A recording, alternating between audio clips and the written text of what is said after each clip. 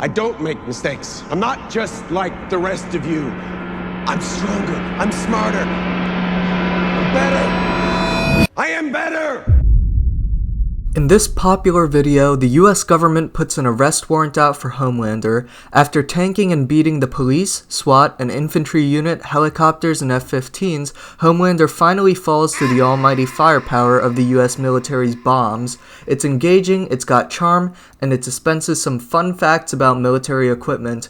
But I have a bone to pick. For one, the scenario is treated like a turn-based RPG. First the US attacks, then Homelander attacks. He doesn't move from his original spot in Manhattan. There's basic research errors as well, like calling Compound V Compound 5, so I'd like to answer this question with a little more research put in. Firstly, if he had watched the show, he'd know we'd have Homelander saying exactly what he would do in this scenario in a clip from The Boys Season 3. First, I'll take out the nerve centers. The White House, the Pentagon. Then any domestic defense capabilities, and then critical infrastructure, like cellular, internet, that kind of thing. So first off, let's start with that. Can the military react to Homelander coming to the White House and Pentagon and attacking it? Homelander can be found in New York City most of the time, so let's start there. The distance between NYC and the White House is a little over 200 miles. When searching for translucent, a visual Easter egg puts him at 1,800 kilometers per hour, or Mach 1.5. This is a little bit slower than F-15's, but it's also his cruising speed, and not necessarily his maximum. In Season 5, he dubiously takes Elon Musk into space and returns in 3 seconds, which would put him at something like Mach 200, but we have no way of knowing if he's telling the truth here, and frankly, Mach 1.5 or so makes a better story. So, if we put those into a calculator, we find that he arrives in the nerve systems in 10 minutes. The White House, Pentagon, and Capitol building are all within a few miles of each other, so at Homelander speed, that's a rounding error. The people of Washington, D.C. hear a sonic boom as Homelander instantly comes to a stop, hovering a couple thousand feet above the White House. The sudden stop is audible as a bang to anyone within a few miles. Homelander's eyes heat up, and he brings down his lasers onto the roof. After weakening the structure with his beams, he rushes in. If the president is in the Situation Room by that time, he's cooked. The Situation Room is a 5,000 square foot complex on the ground floor of the White House. It consists of a duty watch station and 3 secure conference rooms. Soldier Boy didn't suffer a burn from an acetylene oxygen flame, which burns at around 6,332 degrees Fahrenheit, but Homelander's lasers left a mark, so it's safe to say that he's got more firepower than that. In other words, with a combination of his fists and his eyes, there is no wall that's secure from him. I'm better! I am better!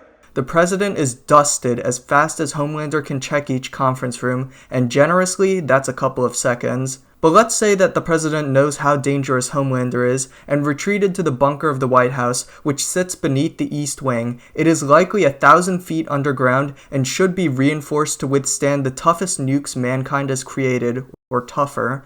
10 minutes in, Homelander will be facing a president who's likely shivering in his boots 1,000 feet underground, and he'll have to make a choice: dig through the rubble to try and find the president, or go over to the Pentagon.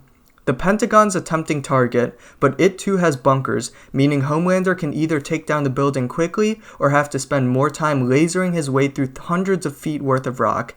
Given his personality, I think it's more likely he'll level both buildings, and maybe the Capitol as well, but he'll only go out of his way to eliminate the president and the vice president, leaving either the Speaker of the House or one of his cabinet members that was away from the scene to take over the military. Now, while I have watched The Boys, I'm not an expert on the military or their equipment. For the sake of ensuring quality, I enlisted the help of my friend, who studies aerodynamic engineering, to assist me with this portion of the video. The insight that they bring pays dividends in making this situation more realistic, and if you want to see more videos like this, then please like and subscribe. I'm a small channel, and I rely on the algorithm to send videos like these to new viewers, and trust me, you aren't getting this level of research anywhere else. Meanwhile at Air Force, it'll take a few minutes to receive orders, another few to brief the pilots, then 15 to prep the planes. The boiling Air Force base is a few miles from the White House, but it's mostly ceremonial. The next closest is Joint Base Andrews in Maryland. At Mach 1.5, the F-15s will arrive at the scene. According to my expert friend, while the F-15s are capable of running at Mach 2.5, it's not viable for them to do so. Flying and stopping both use up massive amounts of fuel, so they're forced to engage well below their top speeds if they want to make it back. There's two pertinent questions at this point. Can the military hit Homelander, and can the military hurt Homelander? The first answer is yes. The second answer is yes. But the scenario is not as simple as those answers make it seem. Going back to our friends the F-15s, can they hit Homelander? It depends on what missiles they use. Contrary to what one might think, heat-seeking missiles are the wrong choice for the job. They're designed to seek out the exhaust from other airplanes, which burns far hotter than the average human temperature. They're not easy to calibrate, and the military wouldn't build them with the capability of targeting a human in mind. However, the radar missiles, which the F-15s also use, will. Specifically, the AIM-7 Sparrows, they're capable of being calibrated to hit a person-sized target, and the missiles themselves are built for aerial combat, traveling at Mach 4, well above Homelander's cruising speed. They'll hit, but in terms of damage, we already know that Homelander is immune to conventional weaponry. The B-2 Spirit bomber 30,000 feet high will be more difficult to detect.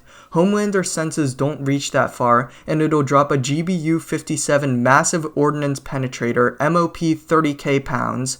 It surpasses the speed of sound and hits like 11 tons of TNT. However, that is only against a static target.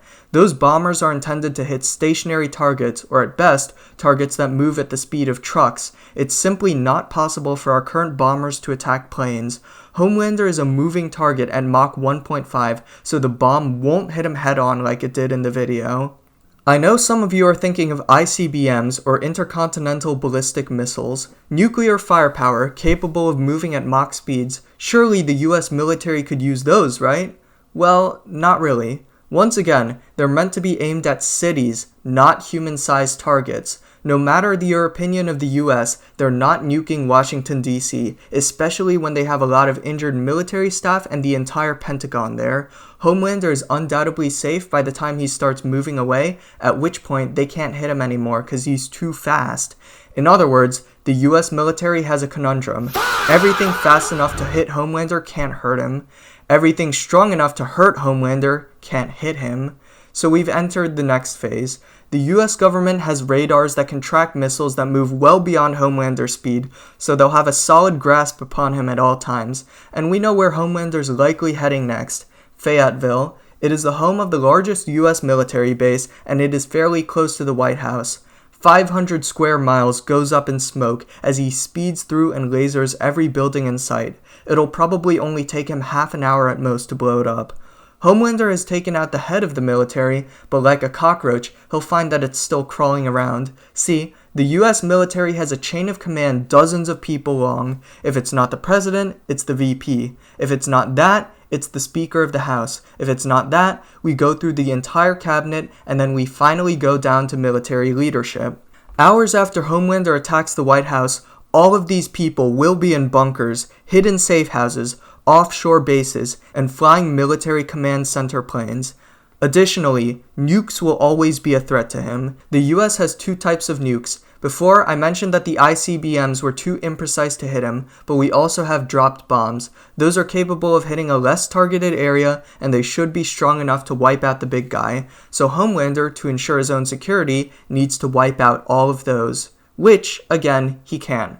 Not because they are too tough or too fast for him, but because they are really, really far apart. There are dozens of bases in the US, aircraft carriers across the entire ocean, 14 nuclear-armed submarines, and then bases that we have stationed in other countries. Homelander, for all his strengths, is not a very patient guy. He's kind of the opposite, in fact, and while he's never been shown to sleep, he sort of has to eventually. That being said, he does have another option. If he simply lands in a foreign major city, say Beijing or Moscow, then the US can no longer nuke him, and that other country probably isn't going to be well equipped to deal with him either.